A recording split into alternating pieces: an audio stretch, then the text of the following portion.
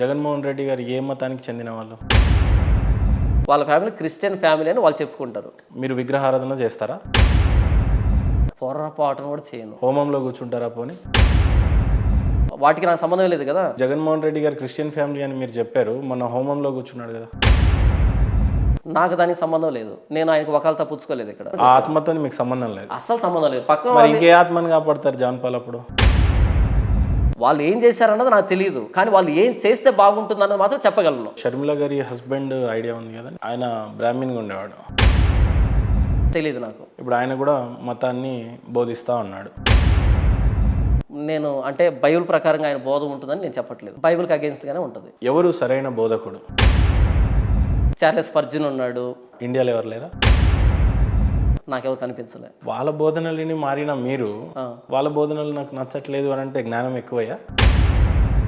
వాళ్ళ బోధనలు మీరు మారని నేను ఎప్పుడు చెప్పాను? నా చెల్లి నా స్వార్ చెప్పిందని చెప్పాను. బైబిల్లో 10 కమాండ్మెంట్స్ ఉంటాయి. అది ఏ మతానికి అపోజ్ చేస్తూ చెప్తుంది? నేను తప్ప వేరొక దేవుడు నీకు ఉండకూడదు. ఓల్డ్ టెస్టిమోనియల్ అనేది రాసిన బట్టి వ్యక్తులు ఎవరు? ఇక్కడ మోషే రాస్తున్నాడు ధర్మశాస్త్రాన్ని. మీకు ఏ ఆధారాలు ఉన్నాయి? మోజెస్ దేవుడు చూపిస్తేనే రాశాడు అనే ఆధారం ఏముంది? ఈ యూనివర్స్కి ఒక బిగినింగ్ ఉంది, ఒక ఎక్స్ప్లోజన్ జరిగింది. ఎక్స్ప్లోజన్ జరిగిందంటే ఇదంతా బ్యాక్ వెళ్తే బిగినింగ్ ఉంది. So in the beginning big bang ఏం చెప్పింది? స్టార్టింగ్ పాయింట్ ఉంది. రెండు మ్యాచ్. చంద్రగుప్త మౌర్య వారు 5,000 ఇయర్స్ బ్యాక్ ఉన్నప్పుడు ఆ తర్వాత ఆయన సంతతి వచ్చిందని 5,000 ఇయర్స్ బ్యాక్ ఇంత క్లియర్ హిస్టరీ మీకు ఇస్తుంటే మీరు నమ్మట్లేదు. మిషనరీస్ ఇండియాకు వచ్చేంత వరకు భారతీయులకి చరిత్ర రాసుకోవాలనే విషయం కూడా తెలియదు అని చెప్తుంది. పుష్పక విమానాలు ఉండేవి, లేవు అని అంటారు. ఒకవేళ పుష్పక విమానాలు ఉంటే భారతదేశంలో విమానం ఎగరాల మొట్టమొదట. జాన్ పాల్ గారు ఎప్పుడైనా ఇజ్రాయెల్ వెళ్ళాడా? వెళ్ళలేదు, భవిష్యత్తులో వెళ్తాడు. యూదులంతా ఎవరు? యేసు ఫాలోవర్స్ కాదు, యేసుప్రభుని అపోజ్ చేసిన వాళ్ళు. మరి ఇప్పుడు వాళ్ళు అపోజ్ చేశారన్నారుగా మీరు. వాళ్ళు కాదు కదా యేసుప్రభుని అప్పగించింది. మరి రామాయణంలో రాముడి గురించి ఇతిహాసం కాదా? నేను అది మిథాలజీ అంటున్నా. ఈ మధ్యకాలంలో చర్చిలు అమ్మకానికి ఉన్నాయి అనే విషయాన్ని చదువుతున్నారా? ఉండొచ్చు, ఉండకపోవచ్చు. తెలివి తక్కువ హిందూ సోదరులు ఎవరైతే ఉన్నారో మతాన్ని మారుతా ఉన్నారు. ఈ సత్యాన్ని ప్రకటించడం మాత్రమే నా ఉద్దేశం. యేసుప్రభు అంటే సర్వలోకానికి వెళ్ళి సర్వసృష్టికి వెళ్ళి సువార్త ప్రకటించండి, నమ్మి బాప్తిస్మం పొందేవాడు రక్షించబడతాడు, నమ్మని వానికి శిక్ష విధించబడతాడు అని చెప్పాడు. అంతేగాని గడ్డం పట్టుకుని బ్రతిమలాడండి, బలవంతంగా మార్చండి అని యేసుప్రభు నాతో చెప్పలేదు. ప్రకటించమని చెప్పి నేను ప్రకటిస్తున్నాను. వాళ్ళ ఫ్యామిలీ క్రిస్టియన్ ఫ్యామిలీ అని వాళ్ళు చెప్పుకుంటారు. వాళ్ళే చెప్పుకుంటారు. అంటే రాజశేఖర్ రెడ్డి గారు మరణించేటప్పుడు క్రిస్టియన్ అని ఆయన క్రిస్టియన్. బాప్తిసం తీసుకున్నాడా ఆయన? నాకు ఐడియా లేదు. మీకెప్పుడు వేదన కలగలేదా? ఆయన చేశాడా చేయలేదా, అంటే బాప్తిసం అయిందా కాలేదా అని ఎప్పుడు? నేను ఎప్పుడు నా పాలిటిక్స్ మీద పెద్ద ఐడియా లేదన్న. నిజంగా పాలిటిక్స్ తెలియదు. వన్స్ ఒకసారి మీరు యేసుక్రీస్తుని నమ్ముకున్నారు. అవును. మీరు విగ్రహారాధన చేస్తారా? పొర్రపాటును కూడా చేయను. ఇప్పుడు చేయరు. అస్సలు. బొట్టు పెట్టుకుంటారా? అసలు విగ్రహారాధన చేయాలంటే బొట్టు పెట్టుకోవడం ఏంటి? హోమంలో కూర్చుంటారా పోనీ? అయ్యో, అసలు వాటికి నాకు సంబంధం లేదు కదా. మరి జగన్మోహన్ రెడ్డి గారు క్రిస్టియన్ ఫ్యామిలీ అని మీరు చెప్పారు. మొన్న హోమంలో కూర్చున్నాడు కదా. నాకు దానికి సంబంధం లేదు. నేను ఆయనకు వకాలతా పుచ్చుకోలేదు ఇక్కడ. నేను బైబిల్ ప్రకటించడానికి. ఆ ఆత్మతో మీకు సంబంధం లేదు. అస్సలు సంబంధం లేదు. పక్క మరి ఇంకే ఆత్మని కాపాడతారు జాన్పాల్ అప్పుడు? ఆ ఆత్మ కాదు, వాళ్ళు ఏం చేశారన్నది నాకు తెలియదు, కానీ వాళ్ళు ఏం చేస్తే బాగుంటుంది అన్నది మాత్రం చెప్పగలను. యేసు ప్రభు వాళ్ళు ఏం చెప్తారంటే 100 గొర్రెలు ఉంటే ఒక గొర్రె పిల్ల తప్పిపోతే అవును దాన్ని వెతకడానికి వెళ్తాడు. అందుకే కదా బైబిల్ బోధిస్తున్నారు. మరి ఇప్పుడు ఈయన కూడా తప్పిపోతున్నాడు కదా. నేను బైబిల్ మాట్లాడి యూట్యూబ్లో పెడుతున్నాను, ఇంట్లో పెట్టుకోవట్లేదు కదా, ప్రపంచం అంతటికి పంపిస్తున్నా కదా. బైబిల్ ఏం చెప్పింది చెప్తున్నాను. వాళ్ళు ఏం చేశారన్నది నాకేంటి సంబంధం? నాకు సంబంధం లేదు. ఏం చేస్తే బాగుంటుంది, బైబిల్ ఏం చెప్తుందని చెప్పడం మాత్రమే నా బాధ్యత తప్ప అందరు చేయబట్టుకుని ఇదేందుకు చేస్తున్నాను అనడం నా బాధ్యత కాదు. నేను పాస్టర్ని, బోధిస్తాను. ఇప్పుడు షర్మిల గారి హస్బెండ్ ఐడియా ఉంది కదా, అనిల్ కుమార్ గారు. ఆయన బ్రాహ్మణ్గా ఉండేవాడు. తెలీదు నాకు. మతం మారిన తర్వాత ఇవాంజలిస్ట్ అని ఏదో ఓకే మినిస్ట్రీ పెట్టుకున్నారు. ఓకే. ఇప్పుడు ఆయన కూడా మతాన్ని బోధిస్తా ఉన్నాడు. నేను అంటే బైబిల్ ప్రకారంగా ఆయన బోధ ఉంటుందని నేను చెప్పట్లేదు. ఎట్లుంటుంది మరి ఆయన బోధన? బైబిల్కి అగేన్స్ట్గానే ఉంటుంది. బ్రదర్ అనిల్ గారిది కూడా అంటే ఎన్నిసార్లు చెప్తే మీకు అర్థమవుతుందో నాకు తెలియదు. పోనీ మీ దృష్టిలో ఎవరు సరైన బోధకుడు? మిగతా వాళ్ళ గురించి నేను పట్టించుకోలేదు, కానీ నేనైతే సరైన బోధకుడు. మీకు నచ్చినటువంటి బోధకులు ఈయన నాకు కరెక్ట్గా అనిపిస్తుంది. మీరు కాకుండా ఇంకా మంచి బోధకులు ఎవరు లేరా? చార్లెస్ స్పర్జన్ ఉన్నాడు, క్రిస్టియన్ థియాలజీ సిఎస్ లూయిస్ ఉన్నాడు. ఇండియాలో ఎవరు లేరా? నాకెవరు కనిపించలే. కారణం ఎందుకు? నేను పట్టించుకోలేదు. వాళ్ళ బోధనలని మారిన మీరు వాళ్ళ బోధనలు నాకు నచ్చట్లేదు అని అంటే జ్ఞానం ఎక్కువయ్యా? వాళ్ళ బోధన మీరు మారని నేను ఎప్పుడు చెప్పాను? నా చెల్లి నా స్వార్థ చెప్పిందని చెప్పాను. మరి అక్కడ ఏదో ఆటోలో వచ్చింది, ఎవరో బోధించారు, నాకు వినిపించింది. ఆ వార్త వినబడింది, యేసు ప్రభు గురించి వార్త వినబడింది. ఆయన ఎవరో తర్వాత నాకు అక్కడ తెలియదు. మీ చెల్లి పాపం అనకూడదు, నాకు కూడా చెల్లి లాంటిదే. ఓకే, బట్ ఆ రోజు లాస్ట్ క్రిమినేషన్ జరుగుతున్నప్పుడు పాస్టర్ గారు ఈ సమాధిని జయించిన వాడు ఒక్కడున్నాడు, ఆయన యేసు ప్రభు అని చెప్పాడు అన్నారు. అది జనరల్గా సువార్త, ఆయన కూడా పాస్టరే కదండి. జనరల్గా సువార్త. కానీ మొత్తం డాక్టర్ని అంతా కరెక్ట్ అని నేను చెప్పట్లేదు కదా. ఆయన మొత్తం కరెక్ట్ అని కాదు, అక్కడొక్కడొక్కడ ఒక పీస్ తీసుకొని వచ్చి మీరు ఒక పాస్టర్ అయ్యారు. అది నాకు మొదటి మెట్టు. ఆ పీసెస్ అన్ని మొదటి పెట్టిన ఎక్కించాయి, యేసు ప్రభు అనే ఆయన దగ్గర విశ్వాసాన్ని తీసుకొచ్చాయి. ఆ తర్వాత నుంచి బైబిల్ చదవడం ప్రారంభించాను, బైబిల్ పుస్తకాలు చదవడం ప్రారంభించాను, తెలుసుకున్నాను. బైబిల్లో 10 కమాండ్మెంట్స్ ఉంటాయి. ఎస్, అది ఏ మతానికి అపోజ్ చేస్తూ చెప్తుంది? మిగతా ఒక ఏమంటారు ఇస్రాయేలీలు కాకుండా. పోనీ 10 కమాండ్మెంట్స్ జాన్ పాల్ గారు చెప్పగలరా? చెప్తాను, ప్లీజ్ చెప్తాను, చదివి వినిపిస్తాను. ఓకే, నిర్గమకాండము 20వ అధ్యాయం చదివి వినిపిస్తానన్నా. నిర్గమకాండము 20వ అధ్యాయం 1వ వచనం నుంచి. దేవుడు ఈ ఆజ్ఞలన్నీ వివరించి చెప్పాను. నంబర్ 1, నీ దేవుడైన యెహోవాను నేనే దాసుల గృహమైన ఐగుప్తు దేశంలో నుండి నిన్ను వెలుపలికి రప్పించుతని. నేను తప్ప వేరొక దేవుడు నీకు ఉండకూడదు. కమాండ్మెంట్ 1 అని చెప్తా. కమాండ్మెంట్ 1 చెప్పండి. నంబర్ 2, ఒకసారి 1 చెప్పండి. నేను తప్ప వేరొక దేవుడు నీకు ఉండకూడదు. Number 1 command. నంబర్ 2, పైన ఆకాశం అందే కానీ క్రింద భూమి అందే కానీ భూమి క్రింద నీళ్ళ ఎందే కానీ ఉండు దేని రూపమునైనను విగ్రహమునైనను నీవు చేసుకొనకూడదు, వాటికి సాగిన పడకూడదు, వాటిని పూజింపకూడదు. ఏలైనగా నీ దేవుణ్ణైన యెహోవానకు నేను రోషము గల దేవుడును. నన్ను ద్వేషించే వారి విషయంలో 3-4 తరముల వరకు తండ్రుల దోషము కుమారుల మీదకి రప్పించుతూ నన్ను ప్రేమించి నా ఆజ్ఞలు గైకొని వారిని 1000 తరముల వరకు కరుణించే వాడినే ఉన్నాను. ఇది 2. నేను తప్ప ఇంకో దేవుడు. దాన్ని మళ్ళీ చదువుతారా? విగ్రహారాధన చేయకూడదు. దాని తర్వాత ఇది 2వ ఆజ్ఞ. 3వది. ఇప్పుడు 3వది చదివి వినిపిస్తాం. 3వది, నీ దేవుణ్ణైన యెహోవా నామమును వ్యర్థముగా ఉచ్చరింపకూడదు. 2వది మళ్ళీ చదవరా? 2వది మరలా, పైన ఆకాశం అందే కానీ క్రింది భూమి అందే కానీ భూమి క్రింద నీళ్ళ ఎందే కానీ ఉండు దేని రూపమునైనను విగ్రహమునైనను నీవు చేసుకొనకూడదు, వాటికి సాగిలపడకూడదు, వాటిని పూజింపకూడదు. ఇది 2. అయితే అక్కడ తండ్రి అని రోషం గలవాడిని అని వచ్చింది. అవును, విగ్రహారాధన చేసినప్పుడు అక్కడ రోషం అనే లైన్ ఎక్కడ మిస్ అయింది? 5వ వచనం, ఏలైనగా నీ దేవుణ్ణైన యెహోవానకు నేను రోషము గల దేవుడను. కంటిన్యూ చేయండి. నన్ను ద్వేషించు వారి విషయంలో, విగ్రహారాధన చేసి నన్ను ద్వేషించు వారి విషయంలో 3-4 తరముల వరకు తండ్రుల దోషమును కుమారుల మీదకి రప్పించుచు. అంటే ఇందాక ఒక నిమిషం మీరు ఏమన్నారంటే మీ తండ్రి చేసినటువంటి తప్పులు ఏవి మీకు వర్తించవు అన్నారు. ఇప్పుడు కూడా చెప్తున్నా, వర్తించు. ఇప్పుడు ఆ లైన్కి అర్థం ఏంటి? దీనికి అర్థం ఏంటంటే 3 తరాలను వినండి, చెప్తానన్నా. నేను మిమ్మల్ని ఐగుప్తు దేశం తీసుకొచ్చాను. నంబర్ 1, నేను తప్ప ఇంకో దేవుడు ఉండకూడదు. నన్ను విడిచిపెట్టి మీరు విగ్రహాన్ని చేసుకున్నప్పుడు, అంటే కేవలం వాళ్ళకి సంబంధించినటువంటిగా చెప్తున్నట్టు కనపడతా ఉంది. ఐగుప్తు దేశానికి తీసుకొచ్చింది వారినే విడిపించాడు కాబట్టి వారితోనే చెబుతున్నాడు. ఇజ్రాయెల్ ప్రజల్ని ఐగుప్తు దేశానికి తీసుకొచ్చాడు. ఐగుప్తు నుంచి ఇజ్రాయెల్ తీసుకొచ్చాడు. ఇప్పుడు ఐగుప్తు నుంచి ఇజ్రాయెల్కి వచ్చినటువంటి ఏదైతే జనం ఉందో, అవును, కేవలం వీళ్ళను మాత్రమే, అంటే ఎంతసేపు ఇజ్రాయెల్ ఈ చుట్టే తిరుగుతుంది. ఆ బుక్ బైబుల్ ని నేను ఈ రోజు అనకూడదు, బట్ బైబుల్ ఎటు చూసినా ఇజ్రాయెల్ ఈ చుట్టుపక్కలనే తిరుగుతుంది కదా. Bible old test and new testament 2 ఉంటాయన్న. ఇది ఓల్డ్ టెస్టిమెంట్. ఓల్డ్ టెస్టిమెంట్ అనేది ఇశ్రాయేలుని కేంద్రంగానే తిరుగుతుంది. న్యూ టెస్టిమెంట్ అన్నది సర్వలోకానికి సర్వ సృష్టికి ప్రభువైన యేసుక్రీస్తు సువార్త పంపించాడు. ఓల్డ్ టెస్టిమోనియల్ అనేది రాసిన బట్టి వ్యక్తులు ఎవరు? ఇక్కడ మోషే రాస్తున్నాడు ధర్మశాస్త్రాన్ని. మిగిలినటువంటి ఆ గ్రంథాలని ఆ ప్రవక్తల పేర్లతోనే. ఓల్డ్ టెస్టిమోని రాసింది ఎవరు? ఒక్కరు కాదు రాసింది. ఎవరు? అదే అంటున్నా, 5, 10 మంది, బట్ ఎవరు? ఒక 2 పేర్లన్నా చెప్పండి. ఓల్డ్ టెస్టిమోని రాసింది ఎవరు? మోషే, సమూయేలు, ఎజ్రా, దావీదు. ఆదికాండం రాసింది ఎవరు? మోషే. ఎలా రాశాడు?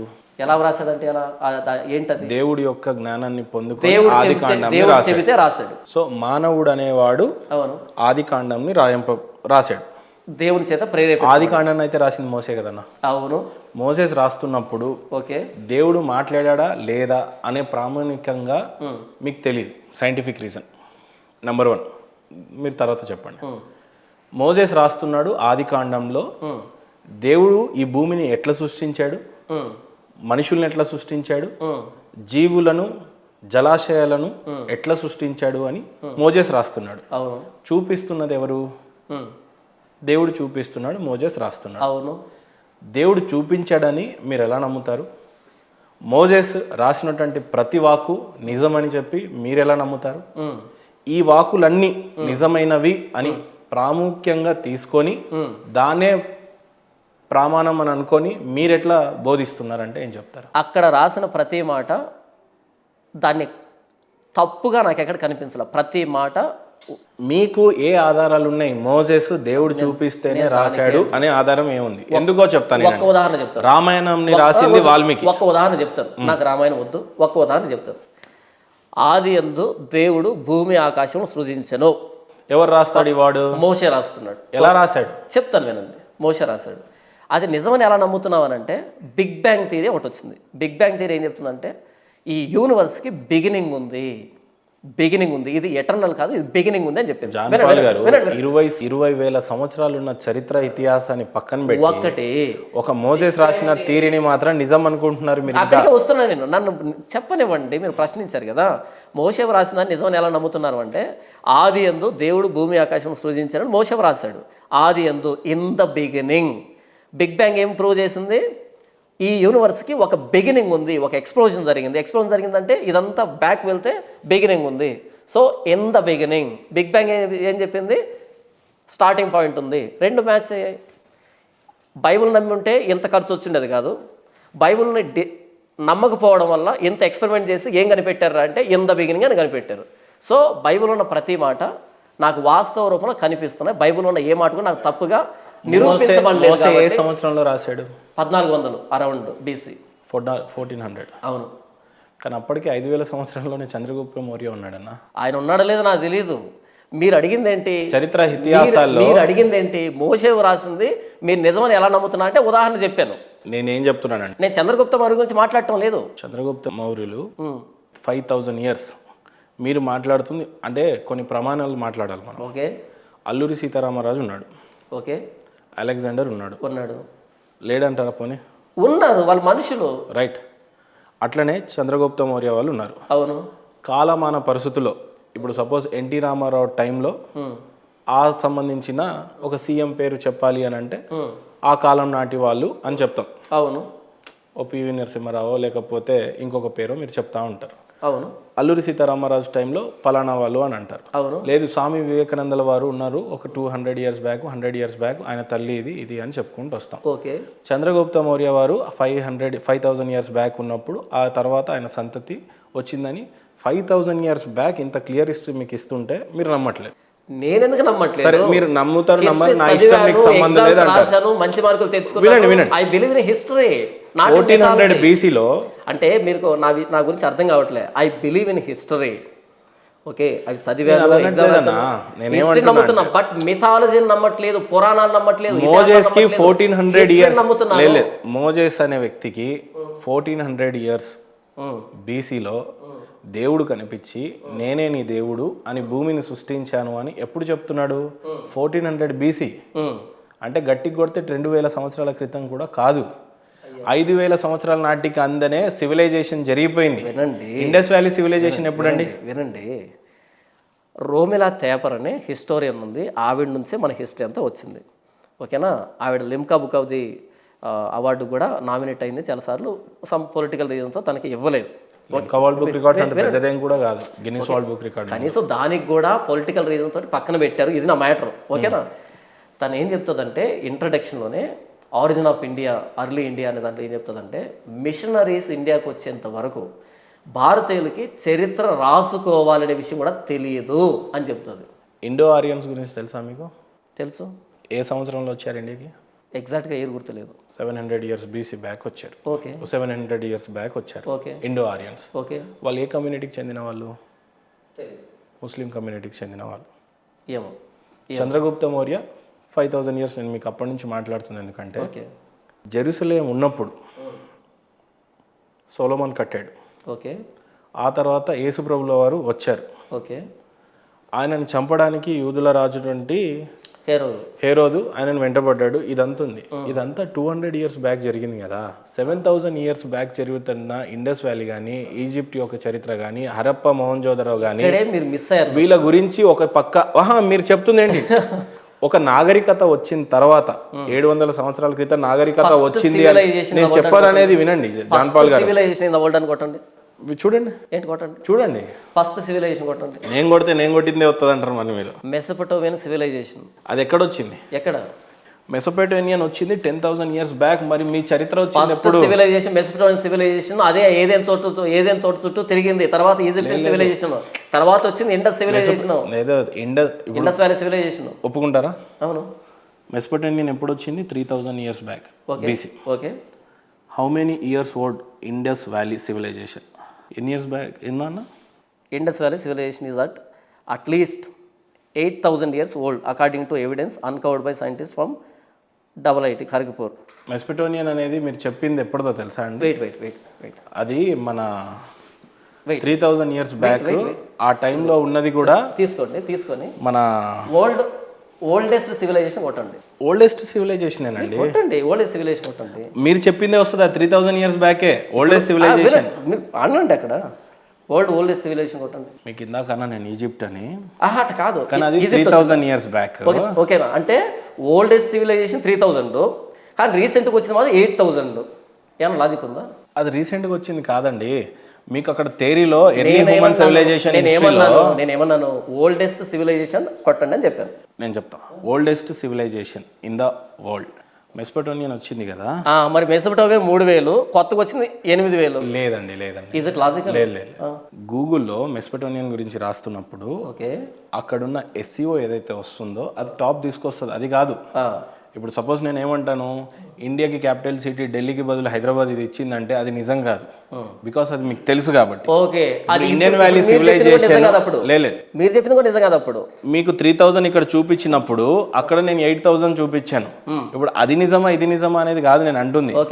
మీరన్న ప్రామాణికంగాలో 1400 సంవత్సరాల BC బ్యాక్ సైడ్ రాసినటువంటి బైబుల్లో ఒక పర్సన్ని అంతగా నమ్ముతున్నప్పుడు మనకు ఆల్రెడీ సివిలైజేషన్ వచ్చేసింది. అప్పటికి మీరు బుక్కులు ఏవైతే ఇప్పుడు మోసెస్కి రాయటం వచ్చిందంటే చదువు వచ్చిందనే కదా. ఖచ్చితంగా. దాంట్లో ఏ లాంగ్వేజ్ లో రాశాడు ఆయన? అప్పుడు హెబ్రీలో రాశాడు. అవును. అప్పటికి సాంస్క్రిట్ ఎన్ని సంవత్సరాలు ఓల్డ్ చదవండి. నాకు తెలియదు అబ్బా. ఒక నిమిషం, ఇప్పుడు మీకు ఇక్కడే క్లారిటీ ఇస్తా. How many years old Sanskrit language? 5,000 years old Sanskrit language. Okay, which is the oldest language అనుకుంటండి? Which is the oldest language? ఇవన్నీ 200 years 2000 years అండి. కాదు, ఏమొచ్చింది చదవండి. నేను చెప్తాను వినండి. ఒక నిమిషం చదవండి. సుమేరియన్ అనే ఒక లాంగ్వేజ్ అది 2,900 years BC. అంటే సాంస్క్రిట్ కాదు కదా. సాంస్క్రిట్ 5,000 years BC అండి. అంటే ఓల్డ్ ఏమో తక్కువ వయసు ఉంటుంది మీకు. నాకు జాన్ పాల్ గారు నాకు చాలా తెలివిగలవాళ్ళు అనుకున్నాను నేను మిమ్మల్ని. ఏది ముందు వస్తుందో అది, ఏది వెనకొస్తే కాదండి. కాదు, ఓల్డెస్ట్ లాంగ్వేజ్ లేదండి. ఇండియాకి స్వాతంత్ర్యం ఎప్పుడు వచ్చింది? 1947లో కాకుండా 1949 అని ఏదో వెబ్సైట్ చూపించేస్తుంది. నేను నమ్మను కదా. నేను మీకు వ్యక్తిగతంగా ఈ లాంగ్వేజ్ ఎన్ని ఇయర్స్, ఈ సాంస్క్రిట్ ఎన్ని ఇయర్స్ అంటే అది నిజమని నమ్మండి అని నేను ఫోర్స్ చేయట్లే. మీకు నేను థీసిస్ చూపిస్తున్నా. కారణం ఏంటి? ఇది ఇన్ని ఇయర్స్ ఓల్డ్ జాన్ పాల్ గారు, ఇది ఇన్ని ఇయర్స్ ఓల్డ్, ఇది మీరు టాలీ చేసుకోవాల్సిందని అంటున్నా. కానీ గూగుల్ అదే ఫస్ట్ చూపించింది, కానీ అది ప్రాముఖ్యంగా తీసుకుంటాను అంటే మీరు చెప్పిన ఫార్ములా నేను ఉపయోగించాను. అది ఫార్ములా కాదు, మీరు చెప్పిన మెథడే నేను ఫాలో అయ్యాను. నేను మెథడ్ అనట్లేదు. సాంస్క్రిట్ అనేది 5,000 years ఓల్డ్ ఉంది. ఒకటి take it for granted. What is the point here? Point ఏంటంటే బైబుల్ని హిబ్రూ భాషలో రాయడానికి హిబ్రూ నేర్చుకుంది ఎవరు? నేర్చుకున్నది ఏంటి? దేవుడు ఇచ్చిన లాంగ్వేజ్. రైట్. మోసెస్ అప్పటికి హిబ్రూలో రాయాలి కాబట్టి దేవుడు ఇయ్యలే. హిబ్రూ అనేది సేమ్ ఎవ్రీ లాంగ్వేజ్, ప్రతి లాంగ్వేజ్ దేవుడి దేవనగరి లిపి లాగానే ప్రతిదీ దేవుడు ఇచ్చింది. ఒక నాగరికత అనేది ఉంది. నా విషయం ఏంటంటే సాంస్క్రిట్ అనేది ఒక 7,000 సంవత్సరాల క్రితం 5,000 సంవత్సరాల నుంచి డెవలప్ అయింది. అంటే అప్పటికి సివిలైజేషన్ అనేది డెవలప్ అయిపోయింది. ఇప్పుడు మనం డెమోక్రసీ అంటున్నాం కదా. అప్పుడు ఈ సివిలైజేషన్స్లలో ఎట్లాంటి అడ్మినిస్ట్రేషన్ ఉండేవి, మనుషులు ఎలా నివసించేవాళ్ళు, ఎలా జీవించేవాళ్ళు అన్నది జరిగిపోతా ఉంది ఒక సైడ్ నుంచి. అంటే ఇక్కడ జరిగిపోతున్న క్రమంలో ఇప్పుడు నేనేమంటానంటే, ఇప్పుడు పోనీ మీకు అర్థమయ్యే భాషలో చెప్తా. నా చరిత్ర మొత్తం చెప్పితే కాదు, 20,000 years 10,000 years back side Konark ఆలయం చరిత్ర చెప్తుంటే అది కాదు చరిత్ర అంటున్నారు. నేను ఎప్పుడు అన్నాను? సరే, అదే చరిత్ర నిజం అన్నప్పుడు ఇప్పుడు 1400 BCలో వచ్చినటువంటి బైబుల్ని నమ్ముతున్నారు. కానీ క్లియర్ అన్నా. పోనీ ఇప్పుడు నేను ఒక్క క్వశ్చన్ అడుగుతా, మీరు చెప్పండి. హిస్టరీ ఇదంతా పక్కన పెట్టండి. ఓకే 2024లో మహేందర్కి లేదా జాన్ పాల్ గారికి ఒక కొత్త దేవుడు వచ్చి ఒక భాషలో చెప్తాడు, నేను రాస్తా, ఈ రోజు నేను రాశాను కాబట్టి ఇదే ఈయననే దేవుడు, ఇది ప్రాముఖ్యంగా మీరు నమ్మాలి, దీన్నే ప్రమాణంగా తీసుకొని మీరు ఇప్పుడు నేను సృష్టించినటువంటి దేవుడిని నమ్మాలి, అది నేను మోసేస్ని, నాకు జీసస్ చెప్పాడు అని చెప్పి ఈ భాషలో చెప్తున్నారు మీరు.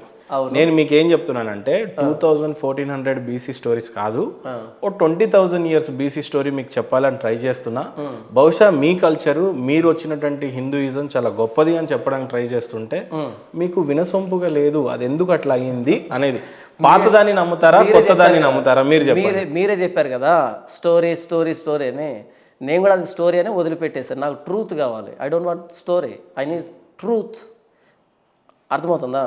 నాకు ఓల్డా న్యూనా కాదు కావాల్సింది, నాకు ట్రూత్ కావాలి. ఇవన్నీ ట్రూత్ కావంటారు. నో, ఓన్లీ భగవద్గీత కానీ. నేను వాటి పేర్లు పెట్టదలుచుకోలేదు బ్రదర్, నాకు ఆ వాటి పేర్లు పెట్టదలుచుకోలేదు. బైబుల్ బాగా అలసిపోయినట్టుగా అనిపిస్తున్నారు నాకు. లేదు, రేపు పొద్దున దాకా మాట్లాడతాను ఇలాగే. కొద్దిగా జోష్ అది కనబడట్లేదన్నా జోష్గా చెప్పడానికి. జోష్గా అంటే నేను జోక్ లేట్లేదు, ఇక్కడ ఒక ట్రూత్ అని చెప్తున్నాను. ట్రూత్ అని always it always be better. ఇది జోక్ కాదు ఇది. మీరు బిటర్ అయ్యేటట్టుగా ఏం చెప్పట్లేదు కదా మాకు. అంటే ఆ ట్రూత్ మీకు మింగుడు పడట్లేదు కదా. ఏం మింగుడు పడట్లేదు నాకు. ఇక్కడ నేను జోక్, మీరు 2000 సంవత్సరాల క్రితం వచ్చినటువంటి బైబుల్ గురించి నాకు మింగుడు పడదా?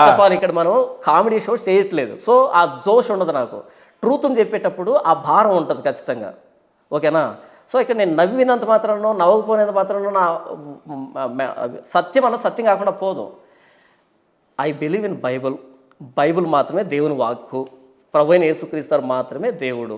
ఇది నేను ఎప్పుడు సభాష్ అనేవాడిని తెలుసా మిమ్మల్ని, జాన్ పాల్ గారు. ఓకే, అలియాస్ మణికంఠ స్వామి. మీరు ఒక బైబుల్ని చదివారు కానీ, ఒక గీతని కానీ, ఒక మహాభారతాన్ని కానీ, శ్లోకాలు కానీ, లేకపోతే హిందూ ఇతిహాసాల గురించి కానీ, ఒక 20,000 సంవత్సరాల ఉన్న హిస్టరీని కూడా నేను నమ్మను. నేను ఓన్లీ బైబుల్ని మాత్రమే నమ్ముతా. My statement is very clear. I believe in history, not in mythology. ఏం చెప్తున్నాయి ఇవి రెండు? హిస్టరీ అన్నది అది ప్రూవెన్ ఫ్యాక్ట్, అది దాన్ని నమ్ముతాను నేను. కానీ మిథాలజీని నమ్మను నేను.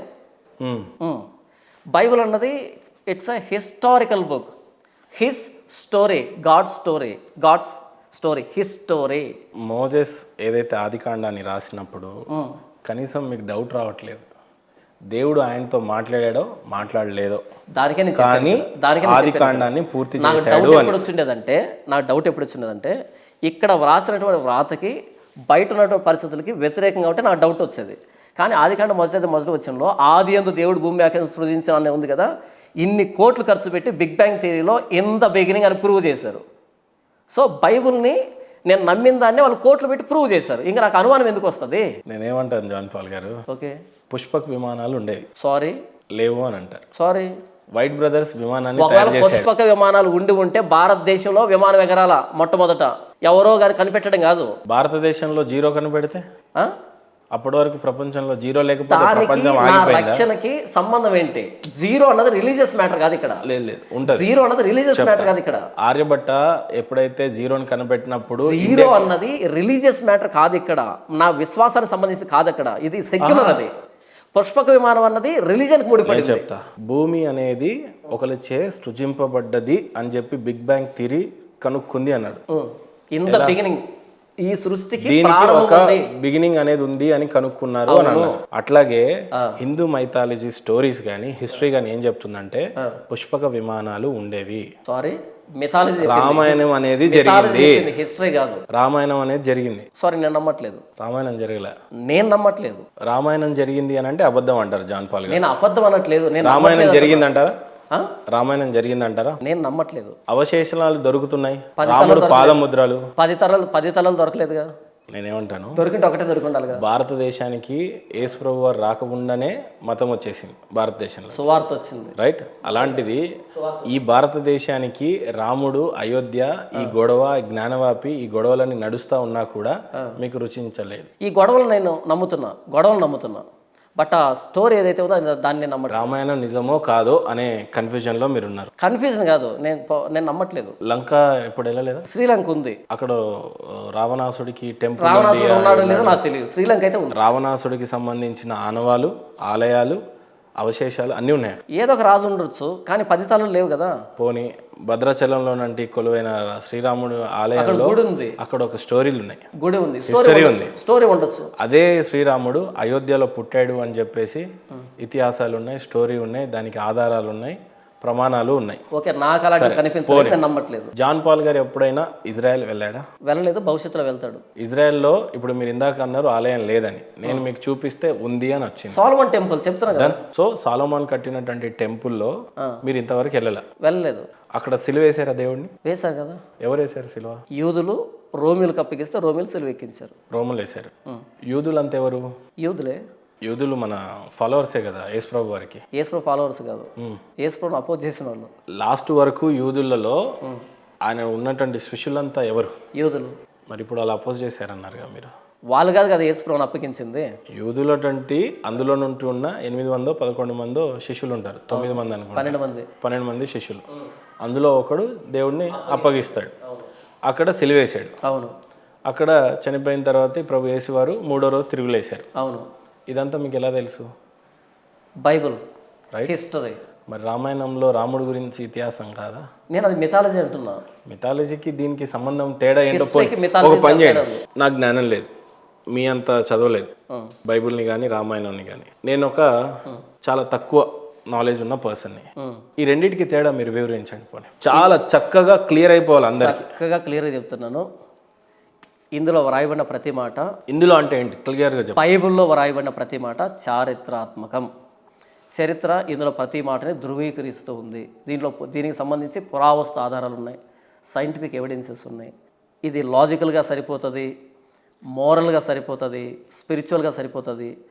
దీన్ని మనం ఎక్స్పీరియన్స్ అవుతాం. ఈ ప్రతి మాటని ఎక్స్పీరియన్స్ అవుతాం.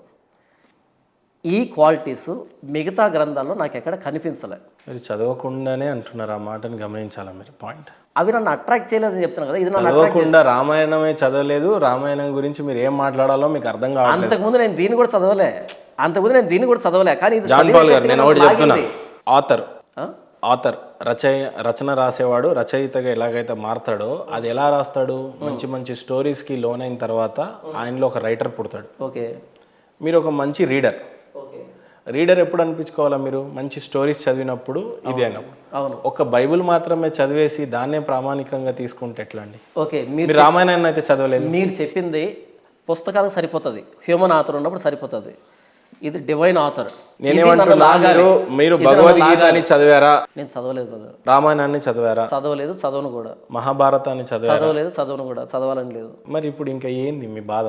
నా బాధ ఏంటంటే ఈ సత్యం ప్రపంచానికి తెలియాలి. అందులో ఉన్న సత్యం ఎవరికి కావాలి మరి? ఏమో, అది నన్ను ఆకర్షించలే. చదవకుండా ఎట్లా ఆకర్షిస్తుంది అంటే మళ్ళీ అదే మీరు ఒప్పుకోవట్లేదు. నేను చదవలేదు, చదువుతాను, చదివిన తర్వాత ఒకవేళ ఆకర్షింపబడితే. అవి చదవనటువంటి స్థితిలో ఉన్నటువంటి నేను దీన్ని కూడా చదవలే, కానీ ఈ బైబిల్ నన్ను ఆకర్షించింది. జాన్ పాల్ గారు ఒకటి క్లియర్గా చెప్పండి. మీరు బైబిల్ చదివాను, రామాయణం చదవలేదు, భగవద్గీతను చదవలేదు, మహాభారతం చదవలేదు, వేదాలు చదవలే, రైట్, చదవలేదు, ఇతిహాసాలు ఏమీ చదవలేదు, ఎక్సెప్ట్ బైబుల్. కనీసం ఇవన్నీ చదివి ఇంకో ఇంటర్వ్యూలో కూర్చుంటారా? పోనీ ఓపిక లేదన్న. బైబిల్ గురించి 100 ఇంటర్వ్యూలు చేస్తా, కానీ బైబిల్ బయట ఇంకో ఇంటర్వ్యూ కూడా చేయను. మీరు పుట్టినటువంటి హిందూయిజంలో పుట్టి. నేను హిందూయిజంలో పుట్టలేదన్నా. మీ నాన్న హిందూయిజం? నేను హిందూయిజంలో పుట్టలేదు. నేను పుట్టిన తర్వాత మా నాన్న అంటే ఈ హిందూయిజంలో ఉన్నాడని తెలిసింది. నేను హిందూయిజంలో పుట్టలేదు.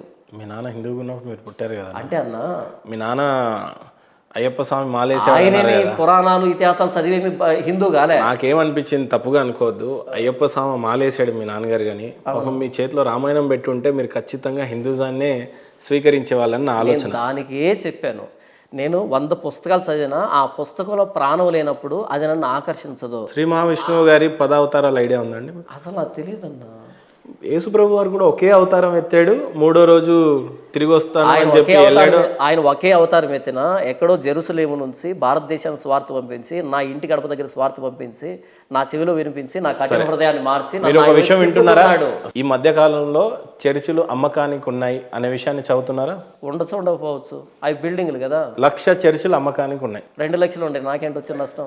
దాని ఇస్కాన్ అనే టెంపుల్స్ 2 లక్షలు ఉంటే మాత్రం నాకు వచ్చిన నష్టం ఏంటి? ఇక్కడ తెలివి తక్కువ హిందూ సోదరులు ఎవరైతే ఉన్నారో మతాన్ని మారుతా ఉన్నారు. తెలివి తక్కువ కాదు, అమెరికాలో యూరోప్లో తెలుసుకున్నటువంటి వాళ్ళు, అమెరికా యూరోప్లలో క్రిస్టియన్ సోదరులంతా కూడా హిందూ సోదరులుగా మారుతా ఉన్నారు అక్కడ. సంతోషం, కంగ్రాచులేషన్స్. నేను మిమ్మల్ని హిందూగా మారుద్దాం అని అనుకుంటున్నా. జాన్ పాల్ గారు మారుతారా? లైఫ్ టైం ఛాలెంజ్ ఇస్తున్నా. మీరు ఏ థీసిస్ ని చదవడానికి సిద్ధంగా లేనప్పుడు మిమ్మల్ని ఎవరు మార్చరండి. మరైతే మీరే కదా అన్నారు మారుస్తాను. అదే నేను ట్రై చేస్తున్నా అంటున్నా. మిమ్మల్ని ట్రై చేయొచ్చు. పోనీ నన్ను హిందువు నుండి క్రిస్టియన్ గా మార్చడానికి మీరు ఎలాంటి బోధనలు చేస్తారు? ఇప్పుడు చేసేది ఇప్పుడు వరకు మాట్లాడి చేయండి. ఇప్పుడు నేను అంటున్నా బోధన. మిమ్మల్ని మార్చడం నా ఉద్దేశం కాదు, ఈ సత్యాన్ని ప్రకటించడం మాత్రమే నా ఉద్దేశం. యేసు ప్రభువు అంటే సర్వలోకానికి వెళ్ళి సర్వసృష్టికి వెళ్ళి సువార్త ప్రకటించండి, నమ్మి బాప్తిస్మం పొందిన రక్షించబడతాడు, నమ్మని వానికి శిక్ష విధించబడతాడు అని చెప్పాడు. అంతేగాని గడ్డం పట్టుకుని బ్రతిమలాడండి, బలవంతంగా మార్చండి అని యేసు ప్రభువు నాతో చెప్పలేదు. ప్రకటించమని చెప్పి నేను ప్రకటిస్తున్నాను. అందులో సత్యం ఉందని మీకు అర్థమైనప్పుడు మారు మనసు పశ్చాత్తాపం ద్వారా బాప్తిస్మం ద్వారా ప్రభు అయిన యేసుక్రీస్తు సొంత రక్షకుడు అంగీకరిస్తే మీరు రక్షించబడతారు, లేకపోతే శిక్షలోకి వెళ్తారు, అంతే. బంగ్లాదేశ్లో క్రిస్టియానిటీ ఎందుకు పెరగలేదంటే ఏం చెప్తారు? నాకు తెలియదు. రానివ్వలేదు మిమ్మల్ని. తెలియదు. ఉత్తరప్రదేశ్లో క్రిస్టియానిటీ మత ప్రచారం అనేది బ్యాన్ చేశారు. బయట చేసి ఉండొచ్చు, ఇంటర్నెట్ ద్వారా వెళ్తుంది కదా. ఏ రకంగా కూడా ఇప్పుడు భౌతికంగా వెళ్ళాల్సిన అక్కర్లేదు, ఆ రోజులు పోయాయి. ఇంటర్నెట్ ద్వారా వాళ్ళ బెడ్రూమ్లోకి వెళ్తుంది సువార్త. నేనేమంటున్నానంటే అండి, ఒక వెల్ ఎడ్యుకేటెడ్ సోదరుడు ఎప్పుడు కూడా క్రిస్టియానిటీని ఎక్కువగా స్వీకరించలేదు.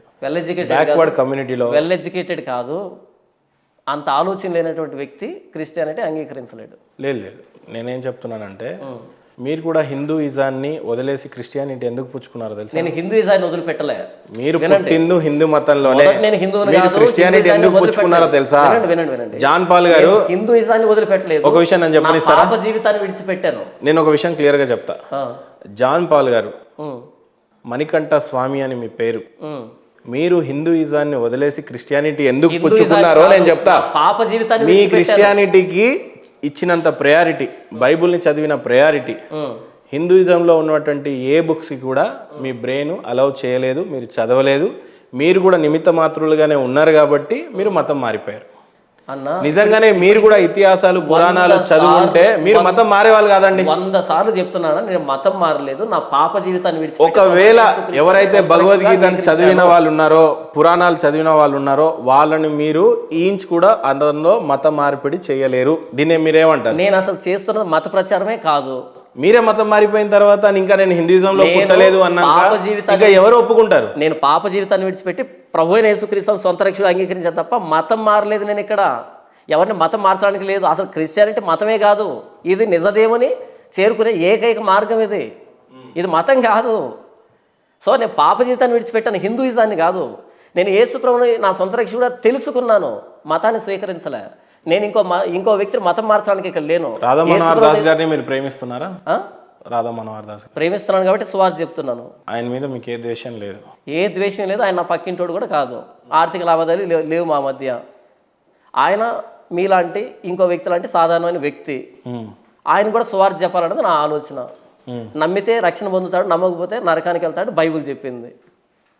పోతారని మీరే చెప్పేస్తున్నారు. బైబిల్ చెప్పింది. మార్క్స్ వార్త 15వ అధ్యాయం 16వ అధ్యాయం 15 వచనం 16 వచనం. ఆయన హిందూ ధర్మ రక్షణ ప్రకారంగా యమధర్మరాజు మిమ్మల్ని కూడా శిక్షిస్తాడు. మరి ఓకే, మీరు నమ్మండి. మీ దేవుణ్ణి నమ్మకపోతే మీరు నమ్మండి, బాప్తిసం తీసుకోకపోతే మీరు నమ్మండి. మీరు అది అంటున్నా నేను, మీరు నమ్మండి. ఒక లోకం యమపురి అని ఉందని తెలుసా?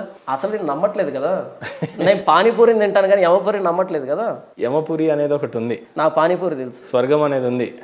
నేను పానీపూరినైనా సీరియస్ తీసుకుంటాను. లేదు, నేను అట్లా అవహేళన చేయలేదు. అవహేళన కాదన్నా, నేను ఇప్పటికి 10 సార్లు చెప్పాను. అంటే ఎన్నోసార్లు చెప్పాను నేను నమ్మట్లేదన్నా, అంటే మరలా దాన్ని నా మీద రుద్దుతున్నారు మీరు. మరి ఉంది కదా అంటున్నా. నాకు తెలియదు. మీరు తెలీదు, మీకు నేర్పియాలని నేను ప్రయత్నిస్తున్నా. లేదన్నా, నేను బైబిల్ తప్ప దేన్ని నమ్మను. అంటే ఇందులో సత్యం నాకు కడుపు నిండిపోయిందన్న. ఇందులో ఏదైనా ఒక అనుమానం నాకు క్రియేట్ చేయగలిగి. మీకు వాల్మీకి తెలుసా? వాల్మీకి తెలుసా? తెలీదన్న. వాల్మీకి తెలీదు. రామాయణం రాసింది ఎవరు? వాల్మీకి. తెలుసు. ఇప్పుడు గుర్తొచ్చాడు. మహాభారతాన్ని రాసింది ఎవరు? వ్యాసుడా? భగవద్గీతను రాసింది ఎవరు? ఐడియా లేదన్న. వ్యాసుడే రాశాడు. వ్యాసుడే రాశాడా? మహాభారతంలో గీత అనేది ఒక 18వ అధ్యాయం నుంచి 20వ అధ్యాయం వరకు అది గీతగా అక్కడ మాత్రం గుర్తొచ్చింది. దేవుడు బోధిస్తాడు అనమాట, గీతను ఉపదేశ. ఆ. సేమ్ బైబిల్లో కూడా బైబిల్ మిగతా వాటికి పోలిక లేదు, సేమ్ కాదు, Moses completely upside down. బైబిల్కి మిగతా వాటికి పోలిక లేదు. మోజేస్ ఆదికాండం రాసింది అట్లానే కదండి, దేవుడు చెప్పాడు. ఇక్కడ ఉపదేశించేది కూడా అదే కదా. నేను నమ్మట్లేదు. మీరు చదవలేదని చెప్పండి. నేను చదివాను కాబట్టి 18 అధ్యాయం నుంచి 20 అధ్యాయం వరకు మహాభారతంలో దాని ఏం రాశాడో కూడా చెప్పండి. ఏది ఏమన్నా కనీసం ప్రాముఖ్యంగా ఏమన్నా ఉంటే సారీ, నేను దాన్ని నమ్మట్లేదు, దాన్ని నేను చెప్పదలుచుకోవట్లేదు. బైబిల్ గురించి అడగండి, రేపు పొద్దున్న చెప్తారు. సరే సరే నా మీతో ఒక మాట చెప్తున్నాను, అదేంటంటే ఒక విషయం చెప్తాను వినండి. చెప్పండి. దేవుడు అంత పెద్ద సబ్జెక్టే మాట్లాడుతున్నప్పుడు మీ ముందు రాజకీయం అనేది చాలా చిన్నది అవుతుంది. నాకు రాజకీయం తెలియదు అన్న. సూటిగా అయితే చెప్తారు, అబద్ధాలు అయితే చెప్పాడు జాన్ పాల్. అబద్ధాలు చెప్పడు, అనవసరమైన విషయాలు మాట్లాడడం. నేనేమంటానంటే గత ఎలక్షన్స్లో, నా పాలిటిక్స్ తెలియదు, గత ఎలక్షన్స్లో మీరు ఓటు ఎవరికి వేసారో మీకు తెలుసు, తెలుసు, కానీ ఓటు ఎవరికి వేసారు అని చెప్పటము క్రైమే, అడగటము క్రైమే. అవును. కానీ మీరు ఏ పార్టీకి మద్దతు ఇచ్చారు అంటే ఏం చెప్తారు? నిజం చెప్పాలి. దేవుణ్ణి నమ్ముకున్న బైబుల్ సాక్షిగా మీరు ఏ పార్టీని అయితే సపోర్ట్ చేశారో ఆ పార్టీ పేరు చెప్పాలి. అది చెప్పడమే కాదు, ఓటు ఎవరికి వేశారన్నది. అంటే ఓటు అడగడం వేయడం క్రైమ్ చెప్పినప్పుడు ఇప్పుడు ఇక్కడ మరలా ఎవరికి మద్దతు ఇస్తారండి? అవును, టీడీపీ వాడు వచ్చి కండువా వేసుకొని కూర్చుంటాడు, నేను చంద్రబాబు నాయుడుకి సపోర్ట్ చేసినా అని చెప్తాడు. ఒకటి ఓటు అన్నది నా వ్యక్తిగతము. నేను ఓటు అన్నట్లా, ఏ పార్టీకి మీరు సపోర్ట్ చేశారు? సారీ, నేను దాంట్లో కలగజేసుకోవద్దు. ఎందుకు కలగజేసుకోరో కూడా జాన్ పాల్ నాకు తెలుసు. మీరు ఎవరికి వేసుకుంటారో మాకు తెలుసు. సారీ, నాకు ఇది తప్ప బ్రెయిన్లో ఇంకో దాని మీద ఇంపార్టెన్స్ ఉండదు. ఈ దేశం యొక్క భారత జెండాని మీరు గౌరవిస్తారు, అది రాజ్యాంగబద్ధం. ఈ దేశ ప్రధానిని మీరు గౌరవిస్తారు, రాజ్యాంగబద్ధంగా ప్రధానమంత్రి ఆయన. మీరు ఎవరికి పార్టీ సపోర్ట్ చేశారో చెప్పండి. ఇప్పుడు కాంగ్రెస్, అది నా వ్యక్తిగతం, రాజ్యాంగం నాకు ఇచ్చిన హక్కు, నేను ఎవరైనా సపోర్ట్ చేస్తాను. పెద్ద దేవుడి గురించి మాట్లాడే దమ్మున్న జాన్ పాల్ కి ఏ పార్టీకి సపోర్ట్ చేశాడో చెప్పాడు. అసలు చెప్పను, అది నా వ్యక్తిగతం. కారణం పార్టీ ఫామ్ అయిన తర్వాత కాబట్టి అది గౌరవిస్తాను తప్ప పార్టీ ఫామ్ కాకముందు ఎవరికి వేయాలన్నది నా వ్యక్తిగతం. అది నేను అదనట్లేదు, నేను అదే అంటున్నా. నేను మోడీకి సపోర్ట్ చేశాను, నేను రాహుల్ గాంధీకి సపోర్ట్. నేను చెప్పను. మీరు ఖచ్చితంగా వ్యక్తిగతం నరేంద్ర మోడీ గారికి సపోర్ట్ చేయరండి. నేను చెప్పను, నా వ్యక్తిగతం అది. నరేంద్ర మోడీ గారికి సపోర్ట్ చేయలేదు మీరు. ఆయన మన భారత ప్రధాని, గౌరవిస్తున్నా. సపోర్ట్ చేయరు. ఆయన మన భారత ప్రధాని, నేను ఆయన గౌరవిస్తున్నా చెప్తున్నా కదా. ఇక్కడ నేను చెప్తాను, బైబిల్లో అంత దినాలలో ఎలాంటి వాళ్ళు వస్తారు అనేది చెప్పింది. అవును, అందులో నరేంద్ర మోడీ గురించి చెప్పలేదే. ఇంకేంటి, హిందూ మతం యూపీలో వస్తే బ్యాన్ అని చెప్పాడు. చూపించండి, అంత్య దినంలలో చెప్పండి, చూపించండి ఎక్కడ బైబిల్. మీకు వ్యతిరేకంగా పుట్టుకొస్తున్న శక్తుల్ని ఈ రకంగానే బోధిస్తున్నారు. ఇప్పటి నుంచి కాదు, ఎప్పటి నుంచో క్రైస్తవానికి ప్రతికూల పరిస్థితులే ఉన్నాయి. చివరికి యేసు పుట్టిన 2 సంవత్సరాలకే హేరోదాన్ని చంపడానికి ప్రయత్నం చేశాడు. క్రైస్తవానికి శ్రమలు, హింసలు, ప్రతికూల పరిస్థితులు కొత్త కాదు. అవి అంత బాగా రాశారు. సత్యం ఎప్పుడు అసత్యానికి నచ్చదు కదా. సత్యానికి అసత్యానికి ఎప్పుడు గొడవ ఉంటుంది. పిల్లికి ఎలకి ఎప్పుడు స్నేహం ఉండదు. కాబట్టి సత్యం అనేది పిల్లి అనుకుంటే అసత్యం ఎలక ఎప్పుడు గొడవ ఉంటుంది రెండింటికి. బట్ ఏమైనా నరేంద్ర మోడీ గారు ఈ దేశానికి ఆయన మన ప్రధాని, రైట్? అవును. ఉత్తరప్రదేశ్లో క్రిస్టియన్ మినిస్ట్రీలు అనేవి బ్యాన్. నాకు తెలియదు ఆ విషయం. రేపు భారతదేశంలో నరేంద్ర మోడీ గారు కనుక కాన్స్టిట్యూషన్ ని పాస్ చేస్తూ మతం మార్పిడి అనేది చెయ్యరాదు భారతదేశంలో అంటే మీ పరిస్థితి ఏంటి? శబాష్ అంటాను. ఐ రిపీట్, శబాష్ అంటాను. కారణం ఏంటంటే అపోస్తలుల కార్యములు 3వ అధ్యాయం. ఇక్కడ ఏం జరిగిందంటే అపోస్తలుని పిలిపించి కొట్టారు. సువార్త చేయకండి అని కొట్టారు. కొడితే కొట్టిస్తున్నటువంటి వ్యక్తుల్లో ఒక ఆయన ఉన్నాడు, గమలీయేలు అనే ఒక వ్యక్తి ఉన్నాడు. ఆయన ఒక అద్భుతమైన విషయాన్ని చెప్పారు. ఆ రోజు యూదామత పెద్దలు అనుకున్నారు, వీళ్ళు సువార్త చేస్తుంటే యేసుప్రభు గురించి మన యూదామతం కూలిపోతుందేమో అని వాళ్ళు కొట్టారు.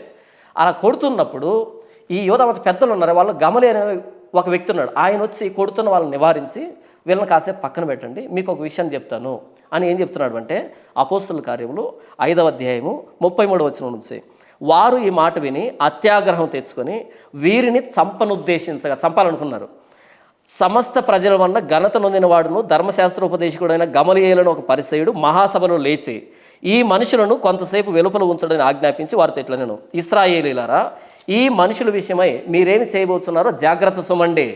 ఈ దినములకు మునుపు తోదా లేచి తానొక గొప్పవాడినని చెప్పుకొనెను. ఇంచుమించు 400 మంది మనుషులు వారితో కలుసుకుని వాడు చంపబడిన వానికి లోబడిన వారందరూ చెదిరి వ్యర్థులైరి. వానికి తర్వాత జనసంఖ్య దినముల్లో గలిలయుడైన యోధా అని ఒకడు వచ్చి ప్రజలను తనతో కూడా తిరుగుబాటు చేయ ప్రేరేపించను. వాడు కూడా నశించను, వానికి లోబడిన వారందరూ చెదిరిపోయారు. కాబట్టి నేను మీతో చెప్పినదేమనగా ఈ మనుషుల జోలికి పోక వారిని విడిచిపెట్టుడి. ఈ ఆలోచన ఈ కార్యమైనను మనుషుల వలన కలిగినదాయన అది వ్యర్థమగును. దేవుని వలన కలిగినదాయన మీరు వారిని వ్యర్థపరచలేరు. మీరు ఒకవేళ దేవునితో పోరాడు వారగుదురు సుమే అని చెప్పాడు. ఏమన్నాడు అంటే గమలీయేలు, ఈ అపోస్తులు ప్రకటించే యేసు ప్రభు కనుక మనుషుల చేత సృష్టించబడిన వాడైతే మనం ఏం చేయకపోయినా సరే కాలగమనంలో కలిసిపోతారు వాళ్ళంతే. ఒకవేళ వాళ్ళు ప్రకటించే యేసు ప్రభు నిజంగా దేవుని వల్ల ప్రకటించబడుతున్న ఆయన దేవుడైతే కనుక మనుషులు దాన్ని వ్యర్థపరచలేరు అని చెప్పాడు. నేను దీన్ని నమ్ముతున్నా. ఎంతమంది బ్యాన్ చేసినా, ఎంతమంది శిక్షించినా, క్రిస్టియానిటీ అన్నది ప్రభువైన యేసుక్రీస్తు నిజమైన దేవుడైతే అది విస్తరిస్తుంది. ఆయన దేవుడు కాకపోతే ఎవరు ప్రమోట్ చేసినా అది ప్రమోట్ కాదు. కాబట్టి బ్యాన్ చేయమని చెప్పండి. అప్పుడు నా క్రిస్టియానిటీ ఎంత బలమైందో, ఎంత దైవ ప్రేరేపితమో అప్పుడు తెలుస్తుంది. ఎలా ధైర్యంగా చెప్పగలుగుతున్నారు మీరు? ఇంతవరకు చదివినిపించిన నా ప్రభువైన యేసుక్రీస్తు పునరుద్ధానుడైన దేవుడు, సజీవుడైన దేవుడు. మనుషులు పుట్టించింది కాదు సువార్త అంటే. ఇది దేవుడు ఆయన తిరిగి లేచిన తర్వాత పంపించింది. సువార్తలో బలం ఉంది. ప్రభువైన యేసుక్రీస్తు పునరుద్ధానుడు కాబట్టి దీన్ని ఎవరు ఆపలేరు. ఆయన తిరిగి ఎప్పుడు వస్తాడో మీకు తెలీదు, తెలుసుకోవాల్సిన అవసరం లేదు నాకు. ఏ అధ్యయనాలు అయితే నేను తిరిగి వస్తున్నాను, కలియుగం ఇది, సత్యయుగం ఇది, దీనికి ఇన్ని సంవత్సరాలు ఇంత ప్రాముఖ్యంగా చెప్తున్నా కూడా, కలియుగం 4,32,000 సంవత్సరాలు అని చెప్తున్నా కూడా మీకు రుచించట్లేదు. అసలు కలియుగంలో మళ్ళీ తను తిరిగి వస్తున్నాడు అని అంటే మీకు రుచించట్లేదు. సత్యయుగంలో ఇది జరుగుతుంది అనేది కూడా మీకు తెలియట్లేదు. అసలు కానీ 2000 సంవత్సరాల నుండి యేసు ప్రభు వారు వచ్చిన తర్వాత తిరిగి ఆయన మళ్ళీ 3వ రోజు తిరిగి వెళ్ళిన తర్వాత ఇంతవరకు కూడా ఈవెన్ ఇప్పుడు ఇజ్రాయెల్ పోటీ పడుతుంది, యుద్ధాలు జరుగుతున్నాయి కేవలం ఒక ప్రాంతం వల్లే. ఓకే, అదే ఇజ్రాయెల్లో ప్రతి వాక్యులో ప్రభు అయిన యేసు ప్రభు వారు కూడా అదే చెప్పాడు. ఇజ్రాయెల్ ప్రజలారా, పాలిస్తీన్ల మధ్య, ఇజ్రాయెల్ల మధ్య, జూయిష్ల మధ్యలో జరిగింది కానీ ఏది జరిగినా భారత ప్రజలని, భారతదేశాన్ని ఎక్కడ కూడా లిఖితపూర్వకంగా కానీ భారతదేశం పేరు రాలేదు. ఈవెన్ దో భారతదేశం అనే పేరు 2000 సంవత్సరాల క్రితం వచ్చినప్పటికీ మీకు దాని గురించి ఇష్టం లేదు. అంటే దీనికి దాని సంబంధం ఏంటి నాకు తెలియగలుగుతాను.